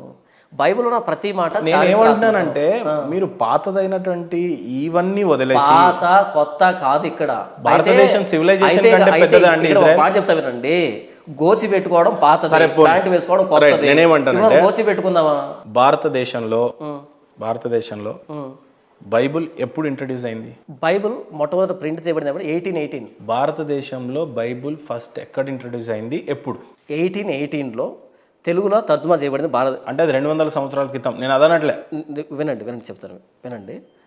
52 క్రీస్తు శకంలో అపోస్తలుడైన తోమా ఇండియాకి వచ్చాడు. 52కు ముందు పరిస్థితి ఏంటని అడుగుతున్నాను నేను. ధర్మశాస్త్రం ఉంది కదా, నేను జస్ట్ ఓల్డ్ టెస్టమెంట్ ఉంది. ఇదంతా 2000 ఇయర్స్ బ్యాకే. అవును 7000 సంవత్సరాల క్రితం ఉన్న ఇతిహాసాన్ని మీరు మాట్లాడను అంటున్నారు. ఇప్పటికి నేను ఎన్నిసార్లు రిపీట్ చేశానన్నది, ఎన్నిసార్లు చేయాలి? ఇంకా ఒకసారి అంటే బైబుల్ నిజమని నమ్ముతున్నాను నేను. బైబిల్ కాకుండా దేవుని వాక్యం ఇంకెక్కడా లేదని నమ్ముతున్నాను. ఇక ఎన్నిసార్లు రిపీట్ చేస్తే మాత్రం ఏముంది ఇందులో? నేను దీన్ని నిర్ధారణ చేసుకున్నాను. మీ దృష్టిలో నేను అన్యుణ్ణి. అవును. నాకు ప్రభు యేసు ప్రభు వారి మంచి మాటలు చెప్పాలి అంటే మీరేం చెప్పాలి? మంచి మాటలు కాదు, సువార్త చెప్పాలంటే, సువార్త చెప్పాలి అంటే, అన్న మహేందర్ అన్న, మనమంతా పాపులమే, మనలో మంచితనం లేదు, మనం జన్మతః పాపులమే, కర్మతః పాపులమే. ఇప్పుడు మరణించినా సరే నిత్య నాశనం మన కోసం ఎదురు చూస్తుంది. పాపులకి నిత్య నాశనమే. అయితే ప్రభు అయిన యేసుక్రీస్తు మీ పాపాల కోసం శిలువలో ప్రాణం పెట్టాడు, నా పాపాల కోసం శిలువలో ప్రాణం పెట్టాడు. నేను అంగీకరించాను ఆయన్ని. మీరు కూడా ఆయన సొంత రక్షకుడిగా అంగీకరించి మీ పాపాలు ఒప్పుకొని మారు మనసు పశ్చాత్తాపం ద్వారా బాప్తిసం తీసుకోండి. మిమ్మల్ని ప్రభు అయిన యేసుక్రీస్తు తన రక్తంలో కడిగి ఉచితంగా నీతిమంతులుగా, పరిశుద్ధులుగా చేస్తాడు. ఆయన రక్షణ అనుగ్రహిస్తాడు. ఎప్పుడు ఎక్కడ ఎలా మరణించినా సరే ప్రభు అయిన యేసుక్రీస్తుతో పాటు సదాకాలం ఆయన సన్నిధిలో ఉంటారు. మీరు ఇంత స్ట్రాంగ్గా ట్రైన్ అయినట్టు కనిపిస్తుంది జాన్ పాల్ గారు. కారణం ఏంటో చెప్తాను నేను. ఓకే. నేను ఫస్ట్ నుంచి లాస్ట్ వరకు మాట్లాడి బాధపడుతుంది ఏంటంటే, ఓకే, మీకేం బాధ ఉందని అంటే, మహేందర్కి బైబిల్ గురించి తెలియజేయాలి. అవును, ఈయన పాపంలో ఉన్నాడు. అవును, ఈయనకి బైబిల్ గురించి తెలీదు. ప్రభు అయిన యేసు ప్రభువుని నమ్మితే ఈయన పాపాలు కడుగబడతాయి. ఈయనకి బాప్తిసం ఇస్తే దేవుడి రాజ్యంలో చోటు ఉంటుంది. ఎగ్జాక్ట్గా రైట్. ఎగ్జాక్ట్గా సేమ్ నా బాధ ఏముంటుందో తెలుసా? చెప్పండి. హిందూయిజం అనేది కాదు, హిందూయిజం అనేది పక్కన పెట్టండి. ఓకే, పెట్టేశాను. ఎప్పుడు డన్, పెట్టేశారు. బట్ నేనేమంటున్నానంటే, మనకంటూ ఒక ధర్మం ఉండింది. నాకు లేదు. ధర్మం లేకుండా ఎట్లా? మీకుంది ధర్మం, నాకు సత్యం ఉంది. నేను మీకు ఒక విషయం చెప్తాను నేనండి. చెప్పండి అన్న. ప్రపంచంలోనే అతి పురాతనమైన మతం గ్రంథం కూడా హిందూయిజంకి రిలేటెడే ఉంటుంది. మీరు గ్రంథం చదవండి. ఏమని చెప్పండి. గూగుల్లో సనాతన ధర్మం ఎన్ని వేల సంవత్సరాలతో చూడండి. నేను అంగీకరిస్తున్నా కదా. మంచి ధర్మాన్ని వదిలేసి ఓల్డెస్ట్ రిలీజన్ నేను చెప్తున్నా కదా. నాకు రిలీజన్ వద్దు, నాకు ట్రూత్ కావాలి. ఒక సనాతన ధర్మంలో పుట్టినటువంటి మీరు, సారీ, ఒక హిందూయిజంలో పుట్టిన మీరు, సారీ, దేవుడు బిడ్డగా మారిన తర్వాత ఒక బొట్టు లేక, ఆడవాళ్ళు సుమంగలిగా లేక, మీరెట్లా బాధపడుతున్నారో. బొట్టు పెట్టుకున్నంత సుమంగలు కాదు. సోనియా గాంధీ కూడా బొట్టు పెట్టుకుంటారు. ఆడపిల్లలు కూడా చేతి నిండా గాజులు ఉండకుండా తెల్ల చీరలతో బొట్టు పెట్టుకున్న ప్రతి ఒక్కరు సుమంగలు కాదు. బట్ ఒక బాధ అనిపిస్తుందా మీకు ఎప్పుడైనా బాధ అనిపిస్తుందా? ఇప్పుడు దేవుడు ఉన్నాడో లేడో నిమిత్త మాత్రమైన మానవులంతా ఇలాంటి బాధపడుతూ ఇలాంటి డిబేట్లు చేసుకుంటూ ఎంతకాలం ఇదంతా నిజం అనేది ఒకటి తెలిస్తే బాగుండు అని మీకు ఎవడు అనిపించదు? దేవుడు ఉన్నాడా లేడా అన్నది నా కలలో కూడా లేదు. దేవుడు ఉన్నాడు, ఆయన ప్రభువుని యేసుక్రీస్తారు. అయితే మానవుడు అనుభవిస్తున్న కష్టాలకి ఆ వ్యక్తి పాపం కారణం. దేవుడు ఉన్నాడా లేదా నా ప్రశ్నే కాదు అది. ఆ దేవుడు ప్రభువుని యేసుక్రీస్తారని ప్రకటించడమే నా జీవిత గమ్యం. దేవుడు లేకపోతే ఈ సృష్టి ఎలా వచ్చిందన్న? నరేంద్ర మోడీని కూడా మీరు క్రిస్టియన్గా మార్చేసేలా ఉన్నారే. ఎవరు? మీరు. ఆయన మారితే నన్నేం చేయమంటావు? సంతోషిస్తాను. చిన్నజీర స్వామిని కూడా మార్చేస్తారు. ఆయన మారితే నేనేం చేయలేను, బాప్తిసం ఇవ్వగలుగుతాను. చెప్పడం వరకే నా బాధ్యత. నేను మారుస్తానని నేను చెప్పట్లేదు, కానీ చెబుతాను. మారు మనసు పొందితే లక్ష్యంగా బాప్తిసం కూడా ఇస్తాను. I will be glad. ప్రపంచంలో అత్యధిక జనాభా కలిగి ఉన్న కమ్యూనిటీ అది. కమ్యూనిటీ అంటే క్రిస్టియానిటీ. ఏ మతం వాళ్ళు ఎక్కువ? మతం కాదు. బట్ మీ గూగుల్ని అడిగితే అత్యధికంగా మతం కలిగి ఉన్న వాళ్ళు మనుషులు ఎవరు అంటే ఏం చెప్తుంది? ఏమో ఒకసారి అడగండి. ఏమో మీరు చెప్పండి ఫస్ట్, దాన్ని గుడ్డిగా తర్వాత నేను ఆ సంఖ్యను తీసుకుని ఇంతకుముందు చెప్పలేదు. సంఖ్యని కాదు, I don't believe in number. అత్యధికంగా ఉన్న వాళ్ళు నాకు తెలిసి అయితే ఇస్లామికే. నో ప్రాబ్లం, ఒకసారి చూడండి. నాకు జస్ట్ చూడండి, వాళ్ళు ఉన్నా లేకపోయినా నాకు అనవసరం. I don't believe in numbers అన్నా. ఇక్కడ మీకు నాకు మనస్పర్ధాలు కాదు, జస్ట్ మనం సరదాగా అడుగుదాం. అడగండి ఒకసారి. దాంట్లో మీరు అడగండి, నేను టైప్ చేయడం లేట్ అవుతుంది, మీరు అడగండి ఒకసారి. నేనేమంటున్నా అంటే, నేను నంబర్ను పట్టించుకోనన్నా. Which is the largest community population in the world? Christianity అని వచ్చి ఉంటుందా? క్రిస్టియానిటీ అని వచ్చి ఉంటుంది. క్రిస్టియానిటీ 31% ఉంది. క్రిస్టియానిటీనే. 24% ఇస్లామిక్ ఉంది. ఇర్రిలీజియన్ అంటే ఏ మతానికి చెందిన వాళ్ళో తెలియకుండా 15% ఉన్నారు. క్రిస్టియానిటీ పెద్ద. హిందూయిజం అనేది 15%, బుద్ధిస్ట్ అనేది 6%.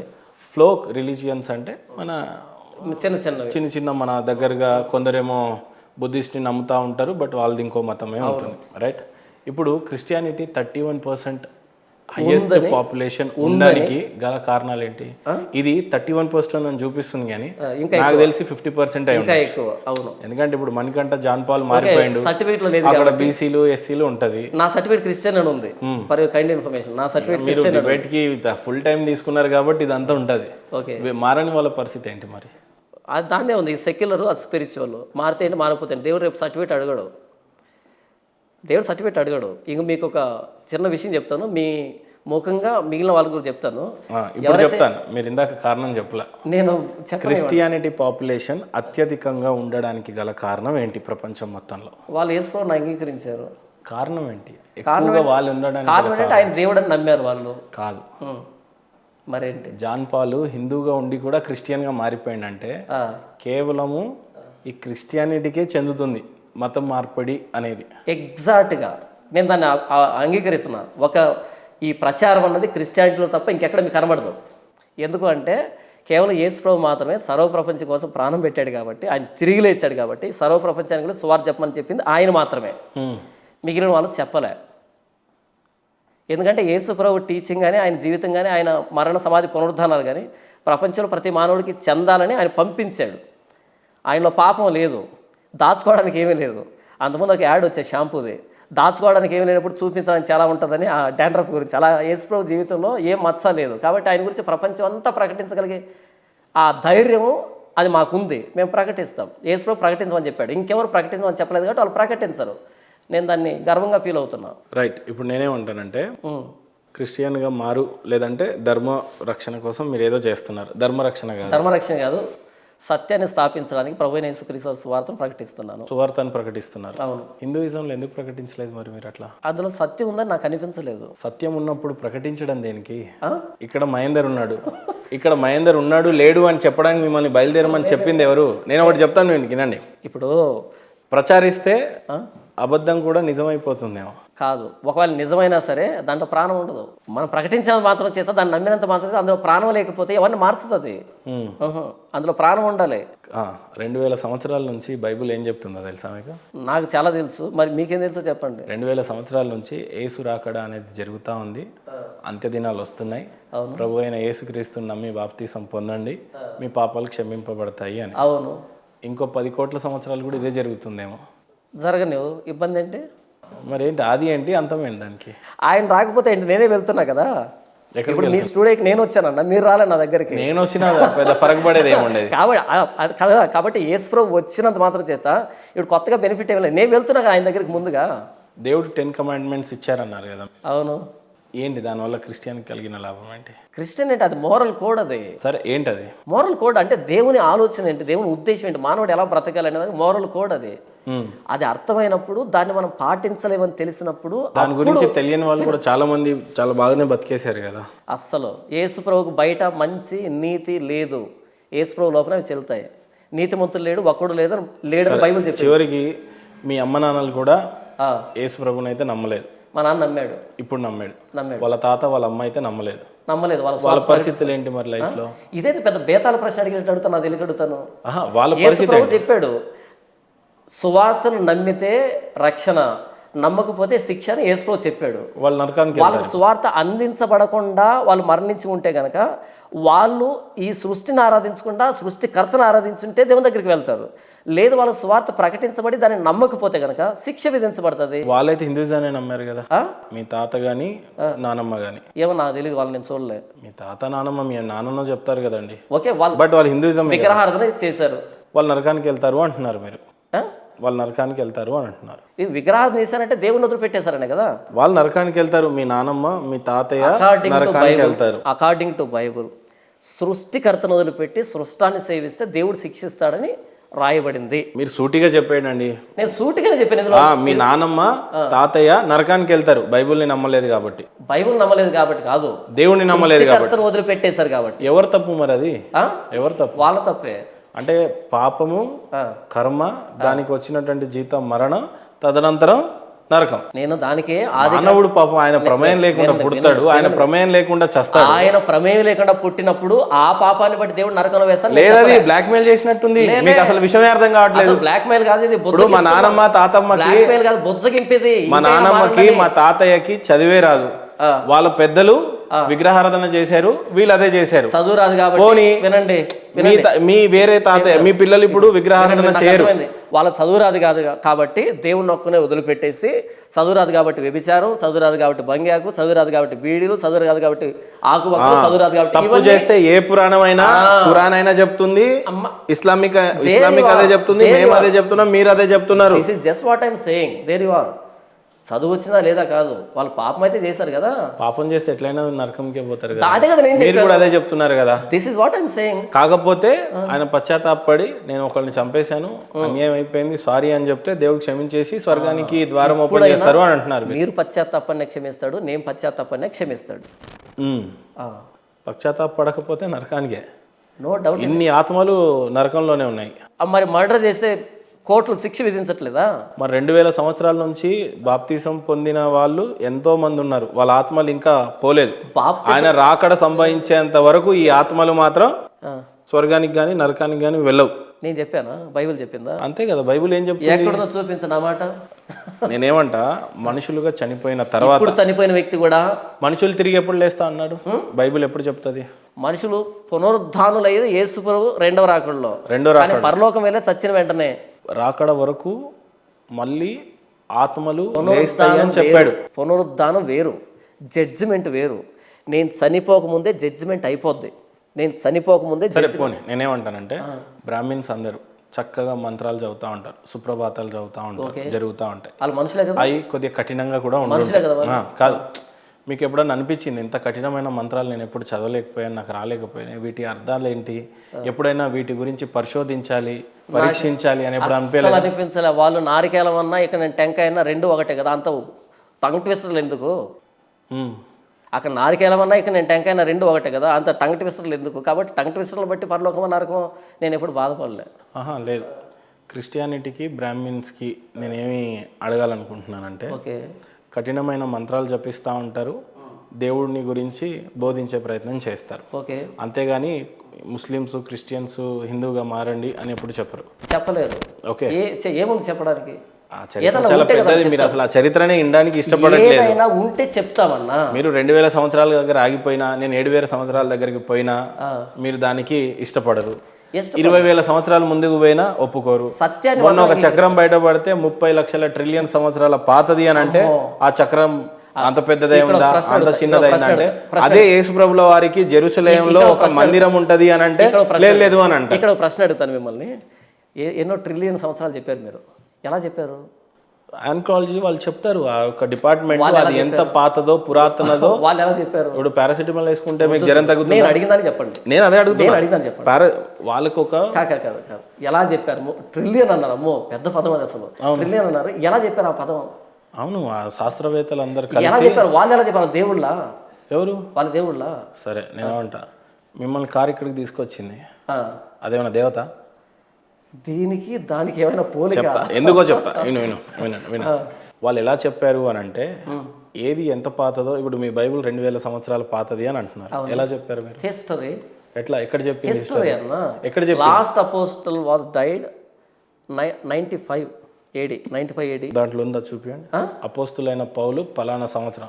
రోమన్ క్రూసిఫిక్షన్ జరిగింది ఎప్పుడు? రోమన్ ఎంపైర్ ఎప్పుడు ఉంది? బైబిల్లో ఉందా లేదా? నేను అదే అడుగుతున్నాను. రోమన్ కింగ్డమ్ అన్నది ఎప్పుడు పరిడ వెళ్ళింది? జీసస్ ఎప్పుడు క్రూసిఫై చేశారు? ఇంకోటి చెప్తున్నారు, వెరీ సింపుల్. జీసస్ క్రైస్ట్ ని ఎప్పుడు క్రూసిఫైడ్ చేశారో బైబిల్ చెప్పలేదు. ఛాలెంజ్ చేస్తున్నా నేను మీకు. ఎవరు చెప్పారు? రైట్, యేసు ప్రభుల వారు December 25th కి పుట్టారు అనేది కూడా అబద్ధమే. నేను ఛాలెంజ్ చేస్తున్నా, ప్రూవ్ చేయండి. December 25 ప్రపంచం మొత్తం నమ్ముతుంది 25th December అని. బైబుల్ చెప్పిందా? బైబుల్ చెప్పలేదు, నేను చెప్పట్లేదు. ప్రభు యేసు ప్రభు వారు ఎప్పుడు చనిపోయారో కూడా బైబుల్ చెప్పదు. నేను ఛాలెంజ్ చేసి చెప్తున్నా మీకు, డే టు టైం ఇవ్వండి. యేసుప్రభు 25th పుట్టాడని నేను చెప్పలేదు, బైబుల్ చెప్పలేదు. మేమేమి అంత ముచ్చట చేసుకోవట్లేదు. ఇప్పుడు కేక్ అంటే పడి తెచ్చేవాళ్ళు కోసుకొని తింటున్నారు, నాకేం సంబంధం లేదు. అర్థమవుతుందా? బైబుల్ చెప్పిందని ప్రామాణికంగా. మీరు క్రిస్టియన్స్ కాదు, మీరు అనుకున్న క్రిస్టియన్ కాదు, బైబుల్ చెప్పిన క్రిస్టియన్. మీరు ఒక్కరే క్రిస్టియన్స్. According to Bible. అది అకార్డింగ్ టు బైబుల్. కానీ అదే బైబుల్ యేసు ప్రభువు వారు ఎప్పుడు పుట్టారో ఎప్పుడు చచ్చారో దాంట్లో లేదు. 100% ఉంది. ఆయన చెప్పండి, డేట్ చెప్పండి. ఏది? ఏ డేట్ కి చనిపోయారో చెప్పండి.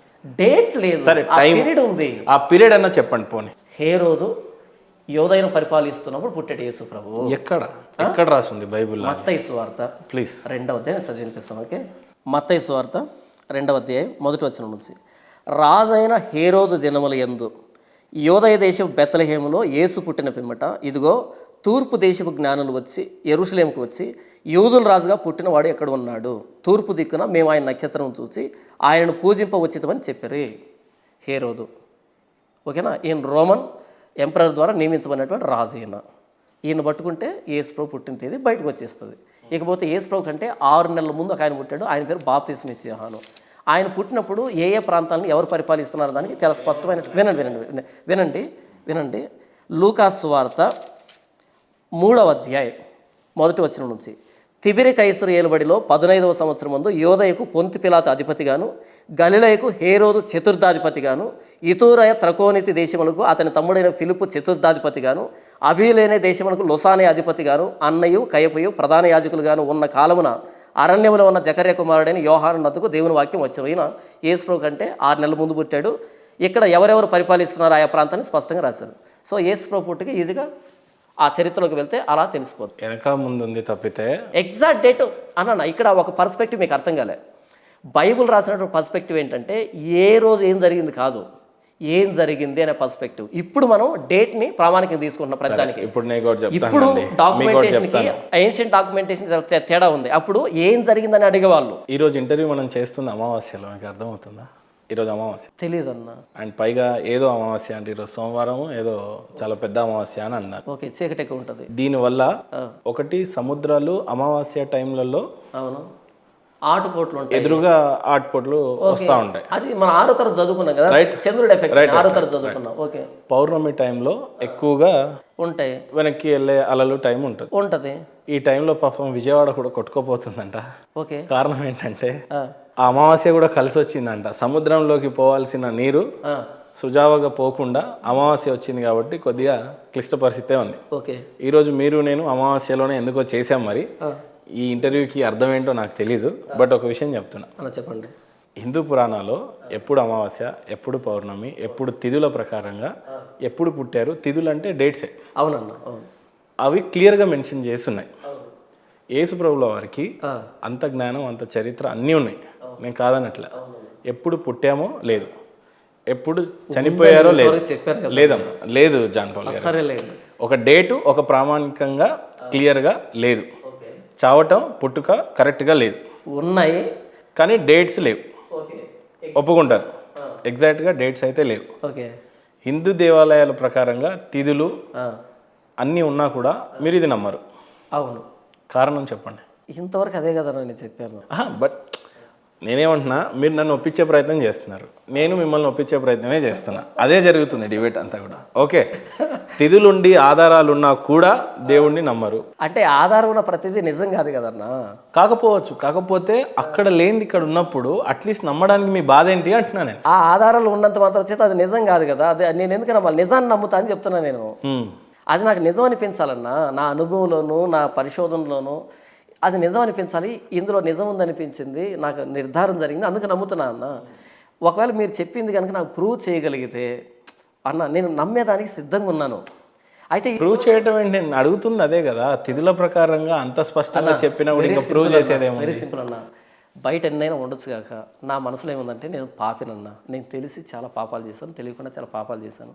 నా పాపానికి నా గుండె బరువెక్కిపోతుందన్న. ఇప్పుడు నా పాపం నుంచి ఎవరు నన్ను విడిపించగలడు? ఉదాహరణ, నేను వ్యభిచారం చేశానన్నా, ఏ దేవుడి దగ్గరికి వెళ్ళి ప్రభువా నేను వ్యభిచారం చేశాను మొక్కగలను?